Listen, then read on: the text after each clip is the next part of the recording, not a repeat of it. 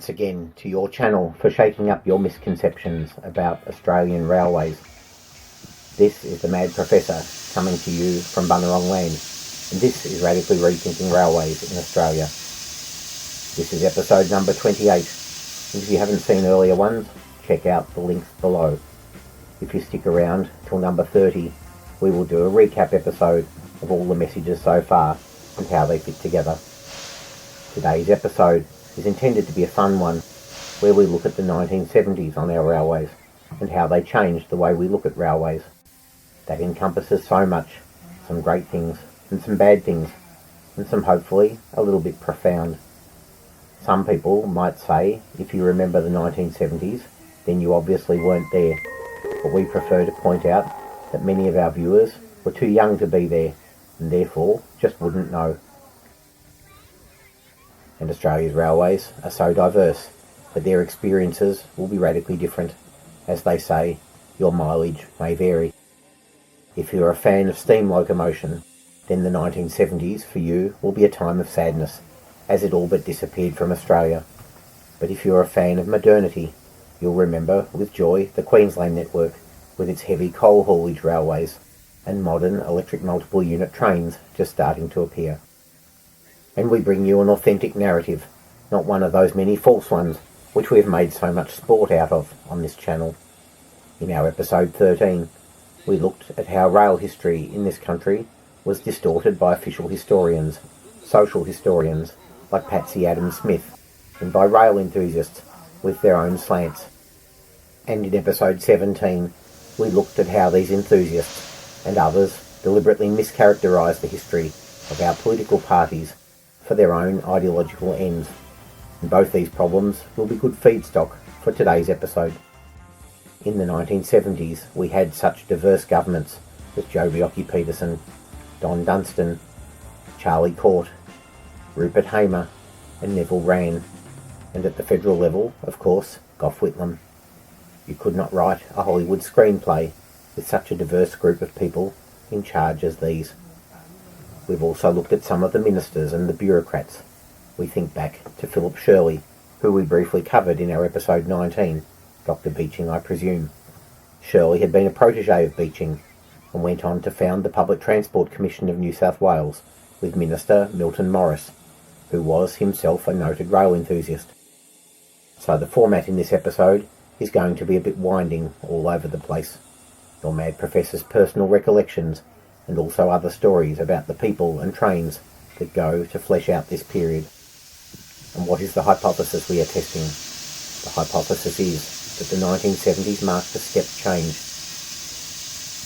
The caterpillar has gone into the cocoon and come out as a butterfly. And as the theologian Thomas Fuller reminds us, the darkest hour is just before the dawn. In order for the new to be seen for what it was, the emergence of the railway we know today, we had to experience the death of the earlier railway.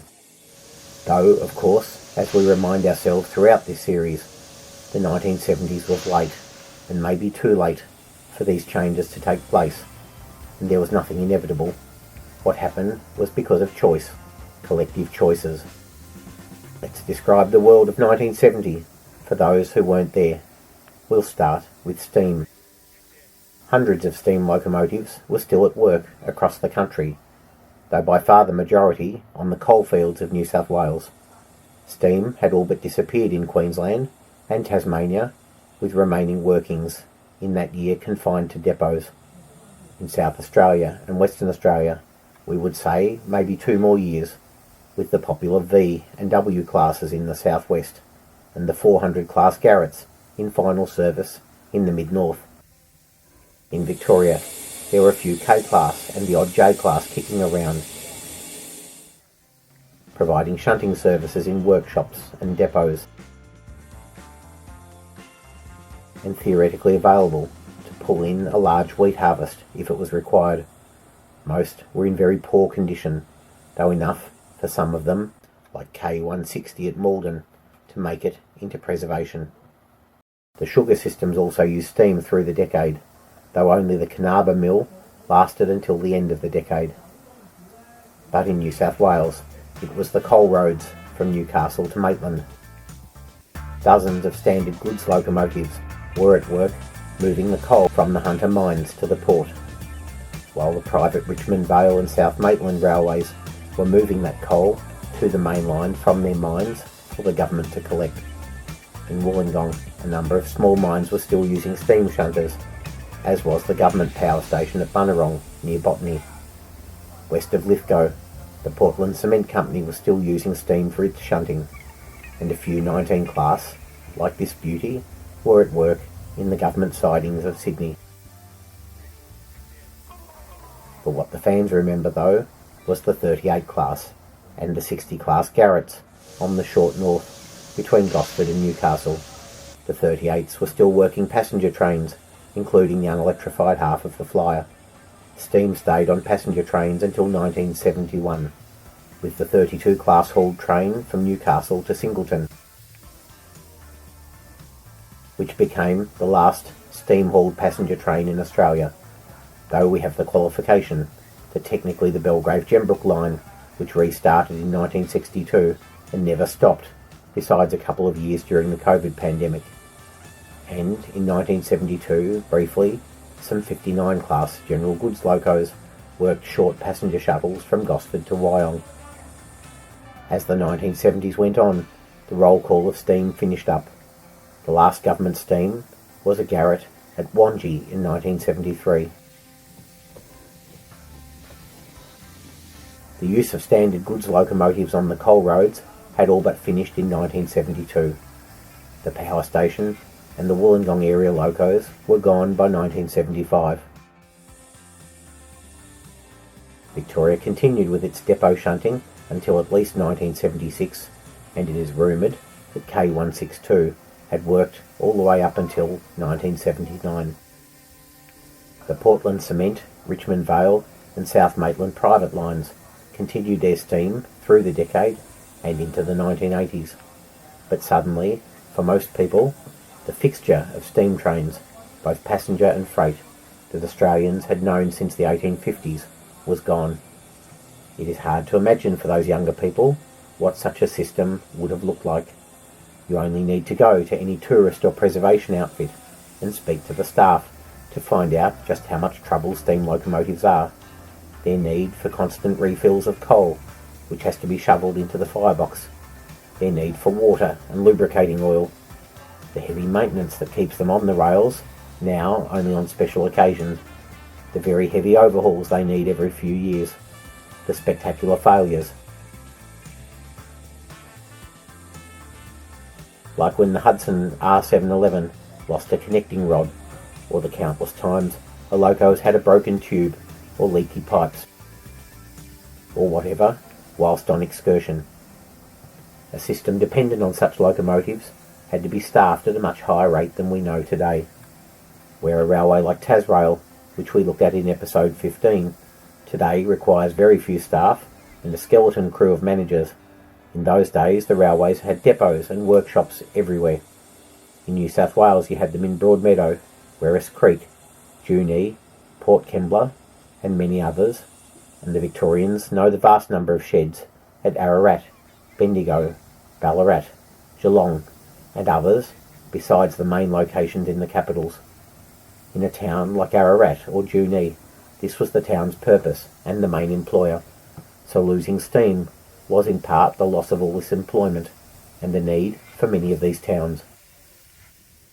Patsy Adams Smith liked to romanticise this stuff, but in truth, steam and its excessive workforce should have been gone at least 2 decades before, and the USA, for example, saw most of its steam off by 1960, replaced by high-capacity diesels.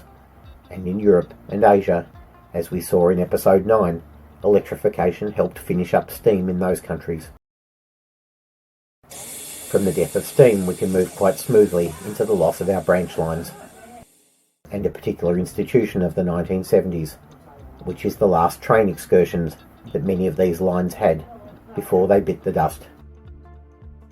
Your mad professor had the privilege of riding the last excursion train to Beechworth and excursions to Yea and to Healesville near the end of those lines.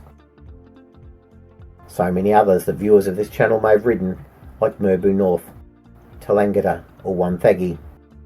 And you can find the 1970s passenger services in a timetable like the one shown on screen.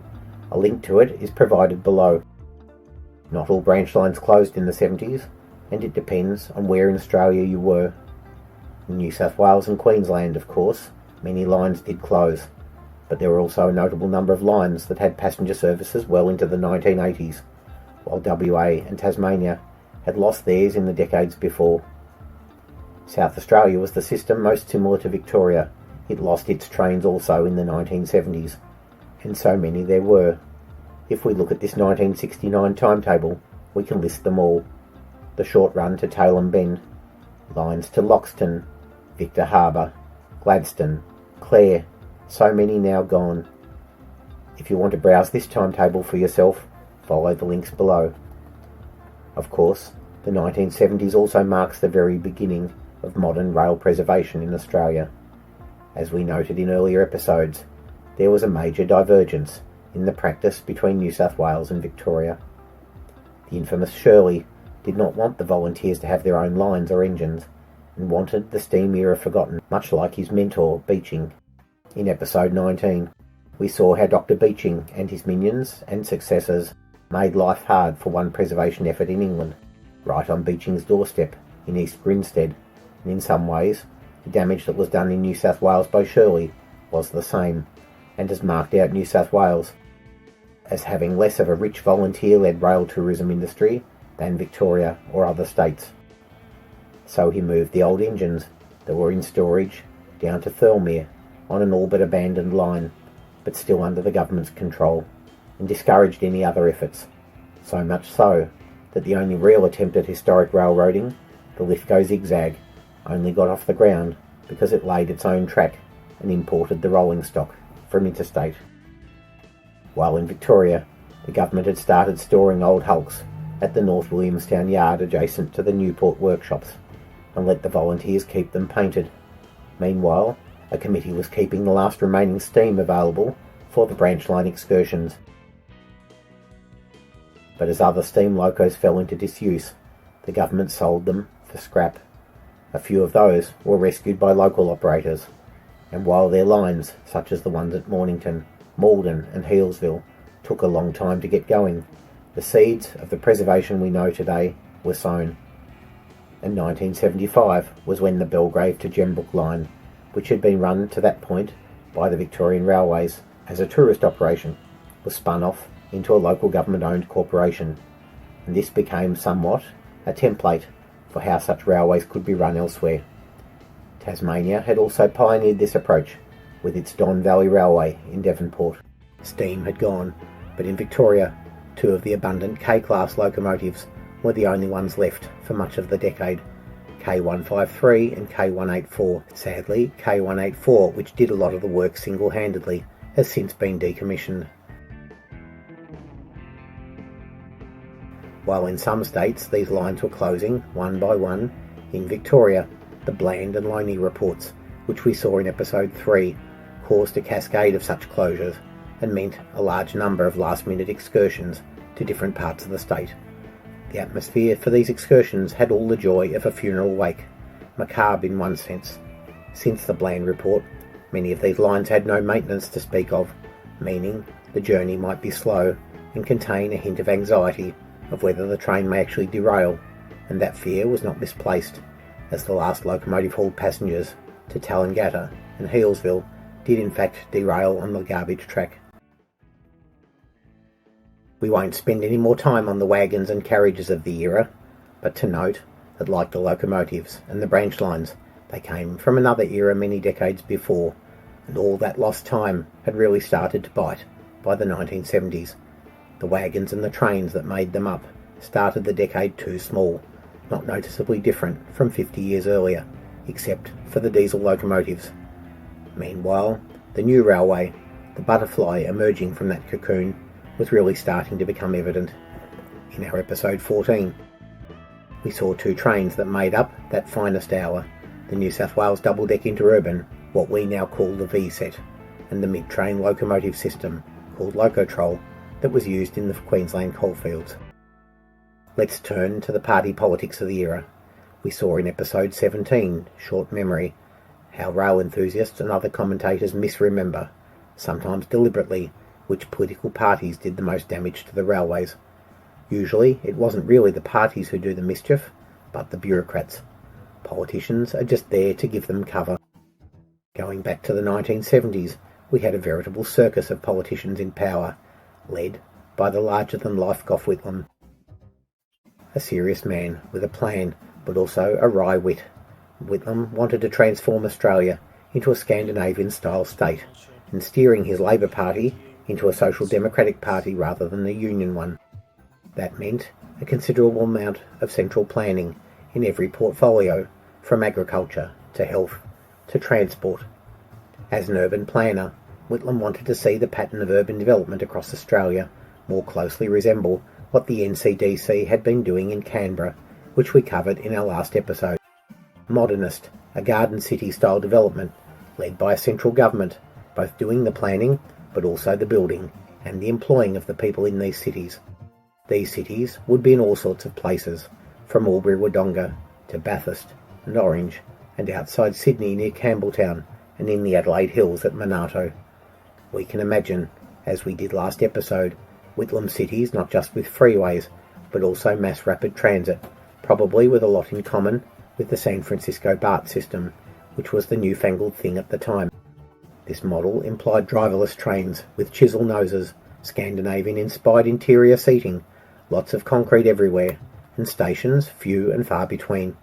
Whitlam even came up with an Australian standard suburban rail car, with that aesthetic in mind, a bit bizarre an idea in some ways, because it diverged from what Sydney was doing with double-deck trains, and Melbourne had already ordered its trains not too dissimilar from the standard car, called the Hitachi, or as the locals called it, the Silver, while other states were only using diesel trains at this point. Also bizarrely, we did see the final flowering of a Whitlam-esque urban vision in the place you least expect to see it, in the very conservative city of Perth. We saw in our episode 7 where the wildflowers grow. The seeds of this flowering were planted in the 1970s, with large companies led by Alan Bond and the Japanese railway company Tokyu buying much of the land north of Perth for development. But now this land is being developed, and those fast futuristic rapid transit railways, like the ones to Yanchep or Ellenbrook, are being built by a Labor state government to serve new master plan developments with their Canberra-style town centres. Charlie Court, the 1970s Premier, would be rolling in his grave at that thought, that his city was being transformed into Whitlam's dream. Whitlam's other dream was the Commonwealth acquiring all the non-urban railways of Australia. He was hardly alone in this, nor doing what only a left-wing Prime Minister would do. Richard Nixon, the soon-to-be-disgraced ex-president, rallied the remaining passenger train operations of the American private railroads into a government operation called the National Rail Passenger Corporation, but known to everyone as Amtrak, and under that banner, a slow process of standardising rail operations, buying new and consistent rolling stock for the system, to relieve the freight companies of the costs of the system. Canada also did the same, but Whitlam did not get very far with this, despite his enthusiasm, the offer of money, and the likelihood that the Commonwealth railways were being set up to take the blame for stopping all those money-losing services. Nonetheless, the Conservative premiers in Queensland, New South Wales, WA and Victoria wanted nothing to do with it. Instead, they opted to keep the millstones around their own necks. Despite the monetary losses, those premiers wanted to be still able to shell out an electoral bribe here and there, to grant patronage to their friends, who they could stick on boards or other positions. And your mad professor suspects they also wanted to ensure railways could not compete against trucking by tipping the scales themselves. So South Australia and Tasmania were the only states to take him up on this offer. We covered Tasmania in episode 15, Treasure Island, where we noted Tasmanian railways in 1970s were a crazy antiquated museum. And the new Australian National Railways instead started a slow and painful process, modernising but on the cheap, while closing much of the antique railway down. The long-distance mainland trains were put on a better footing, though we would have done well to go full Amtrak. The Under the Clocks blog did a post on this idea. Check it out in the links below. Whitlam had other troubles in his government. While Whitlam himself was a straight shooter, he had a strange set of clowns in his clown car. Jim Cairns, who believed in open marriages and far-left socialism, was made treasurer. Others wanted all Australian mining nationalised, and much of the farming too.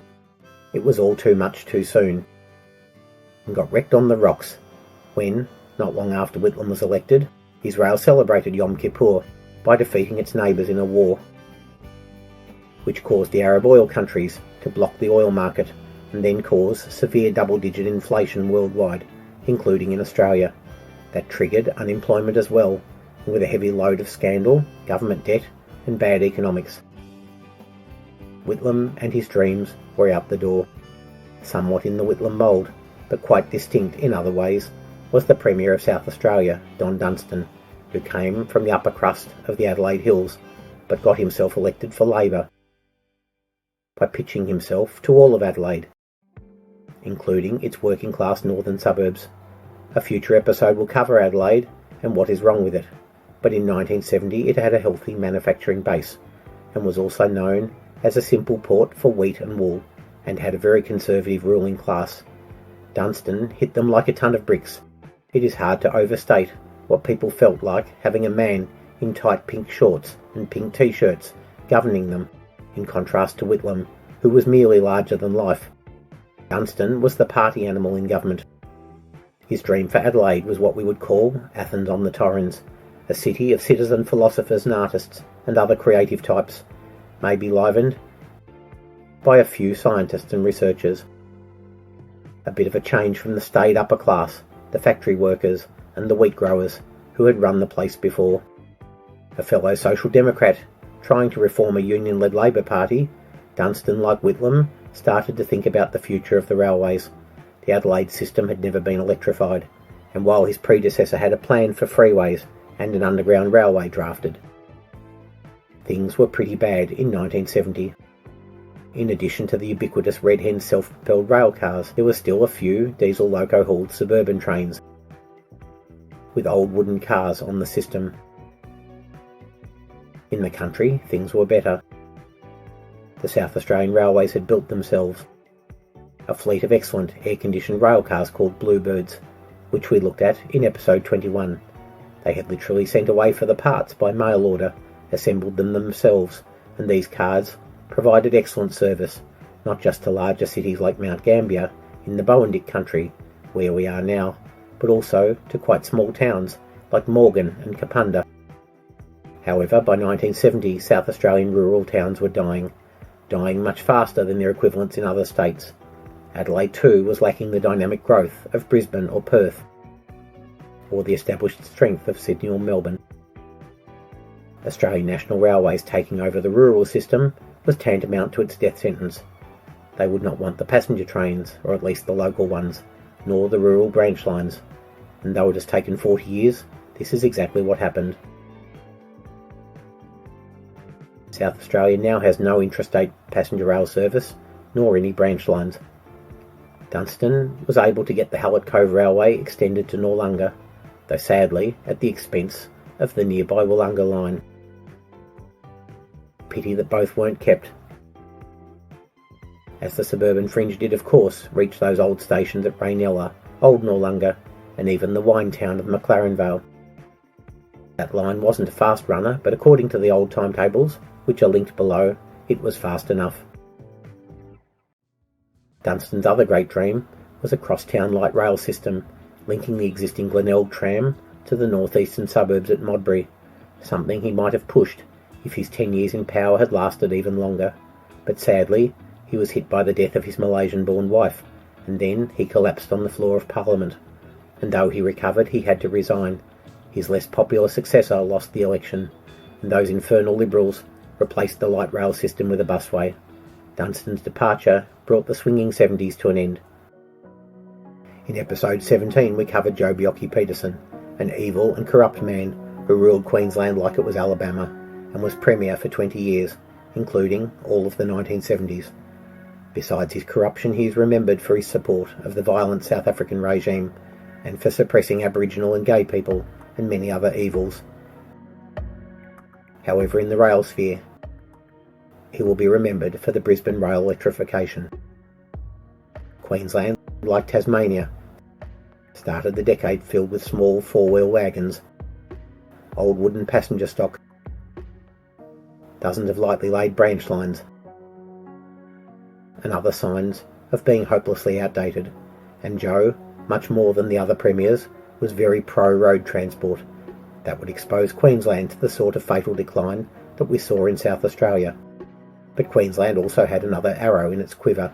Those coal trains we talked about in episode 14, with their growing numbers and lengths, were bringing efficiency and also money to the Queensland railways. Even within the narrow gauge, this was making QR the most efficient railway in Australia, at least on those lines. They were equipped with modern signalling, heavy rail and concrete sleepers, well ahead of similar lines in New South Wales. QR is a good example for us of what we saw in episode 8, where most people blame the road lobby and road transport for destroying rail transport, but where in fact spending on capital improves efficiency, rail can keep up. The next politician we will cover is Neville Wran, a legend of the Labor Party. He governed New South Wales in the second half of the 1970s and was very much the modern managerialist, and certainly not a cultural icon the way Whitlam or Dunstan were. We will discuss again some terrible events in Wran's time, so if you don't want to hear about them, skip to the time below. In episode 20 we looked at how urban rail transport can dominate political considerations, and the saddest time in Australian rail history was the crash at Granville. It came to define his premiership. It really was the fault of his predecessor government under the long-running Bob Askin, and sadly the minister, Milton Morris, who was also a rail enthusiast, but presided over spending cuts that caused the track at Granville to be poorly maintained.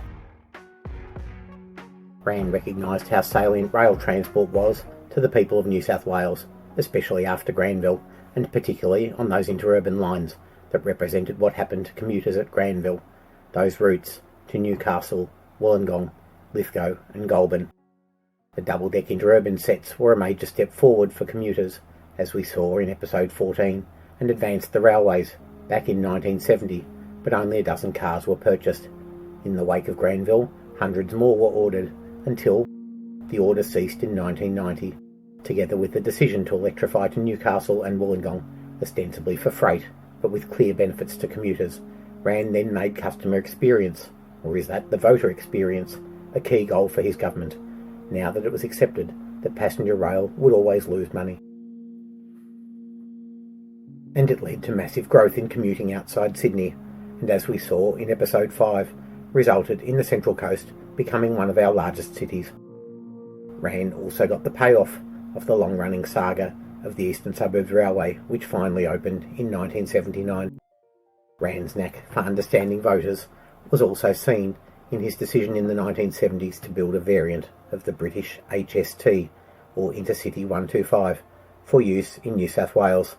Now this train is a clear example of political nous.